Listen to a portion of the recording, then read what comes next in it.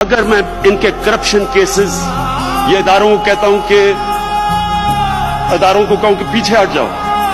जो इन दोनों ने 10 साल में जब लूटा है तो एक दूसरों ने मिलकर लूटा है। उससे पहले जनरल मुशर्रफ ने दोनों को एनआरओ दिए। एनआरओ का मतलब ये कि इनके करप्शन केसेस माफ कर दिए। जो इस नॉर्म का पैसा लूटा हुआ था उसको माफ कर दिया।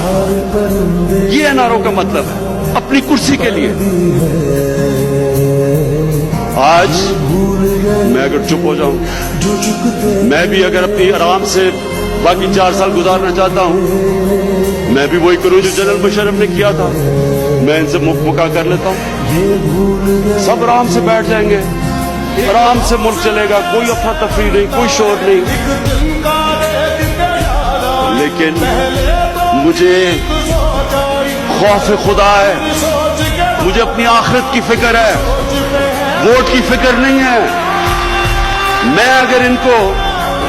अगर मैं इस कौम का जो इन्होंने किया इस कौम के साथ 4 गुना ज्यादा कर्जा बढ़ाया इन्होंने पाकिस्तान का 10 सालों में।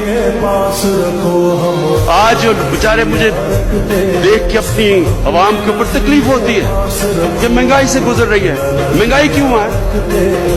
एक घर को जब आप मकरूज कर देते हैं, एक घर को कोई एक घर का फर्द जुआ खेल के घर पे कर्जा चढ़ा देता है तो वो घर को एक मुश्किल वक्त से गुजरना पड़ता है। जब तक वो अपनी आमदनी नहीं बढ़ाता और कर्जे की किस्तें वापस नहीं करता, खर्चे जब कम करता है तो एक मुश्किल वक्त से गुजरता है। और मुझे पूरा एहसास है कि हमारी कौम के लिए मुश्किल वक्त है, लेकिन मुश्किल वक्त इनके लिए, इनकी वजह से है जो इन्होंने इस मुल्क के साथ किया है। और इसलिए आज मेरा पैगाम आप सबको है,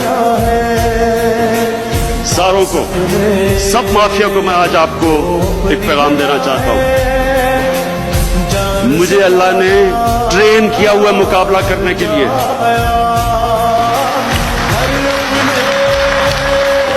मैं एक स्पेशलिस्ट हूं मुकाबला करने का। मेरी खेलों की ग्राउंडों में 20 साल ट्रेनिंग हुई है। दुनिया के बेहतरीन खिलाड़ियों का मुकाबला किया और अल्लाह का शुक्र है कि पाकिस्तान को ऊपर लेके गया मुकाबला करके।